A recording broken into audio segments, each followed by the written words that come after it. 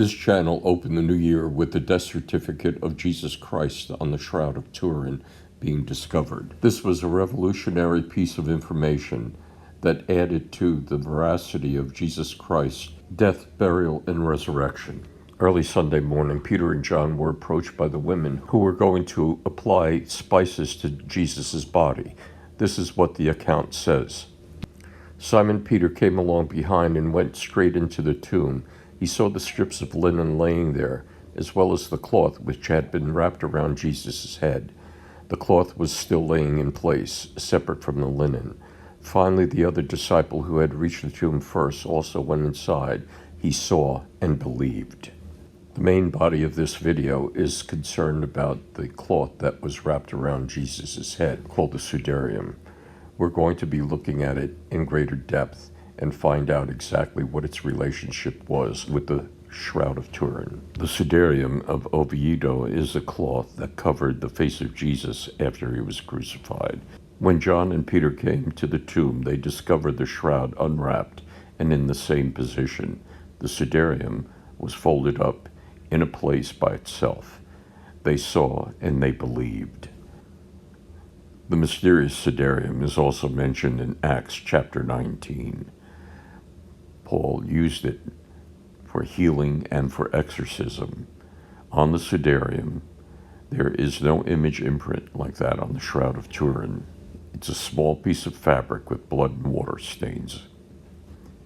The importance is whose blood is on the Sudarium.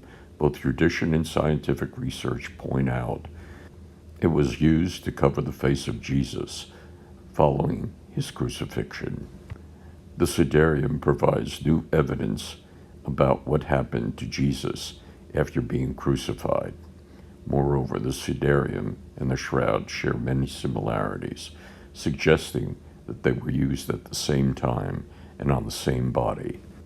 First of all, the research by Raymond N. Rogers led him to some conclusions about the fiber structures in both cloths and how they related in the time and location. Second, the clothes have 120 points that match exactly.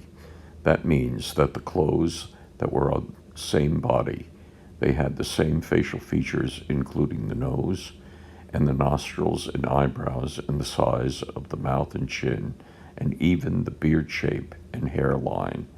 Both have AB blood from a male with elevated bilirubin enzymes.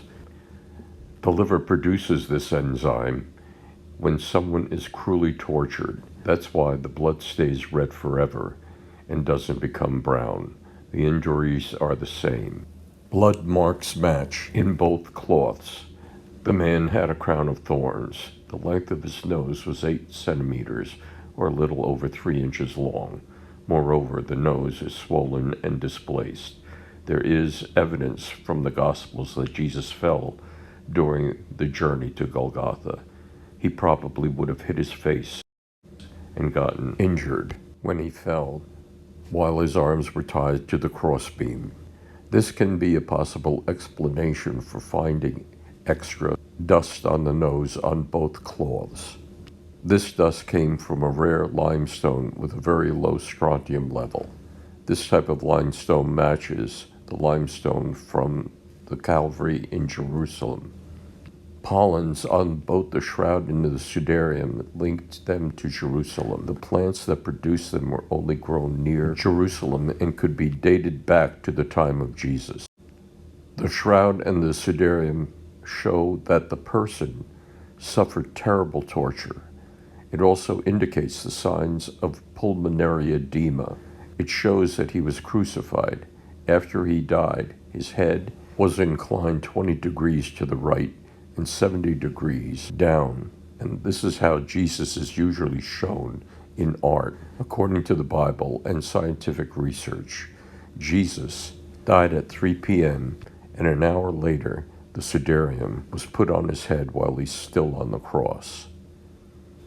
When his body was taken down from the cross, the body was placed face downward. Dr. Villalian states that the body was left like this for an hour, and after 1 hour, the body was carried to the tomb while the Sudarium was on Jesus' face.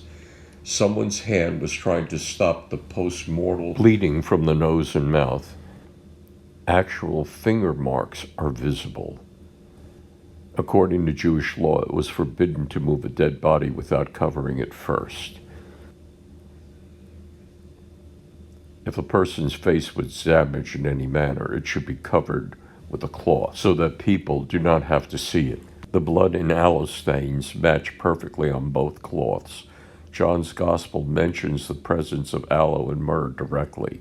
Maybe you ask, why is there so much post-mortal bleeding on both the cloths? Why didn't they wash the body of Jesus? And the answer is they didn't have the time. The Sabbath was very close, and they believed that the blood had the person's soul in it. The blood-stained cloths and garments were required to be buried with the body, but the Sudarium was taken off before the shroud was put on the body. That's why there is an image imprint on the shroud, but not on the Sudarium, because the Sudarium was not on Jesus' face in the moment of resurrection. We now know that the shroud and the Sudarium covered the same body. The details learned from the Sudarium and the shroud of Turin fit only one man in all of history, and that individual is Jesus Christ of Nazareth, who is my Lord and Savior, and hopefully yours. For the assurance of salvation, repeat Romans 10, verse 9 with me now. I say with my mouth that Jesus is Lord, and believe in my heart that God raised him from the dead. And according to Romans 10, verse 10, I am saved. I hope you realize that this channel is seen not only in this country, but in other nations throughout the world. Use it as a place where you can give your testimony concerning your relationship with Jesus Christ.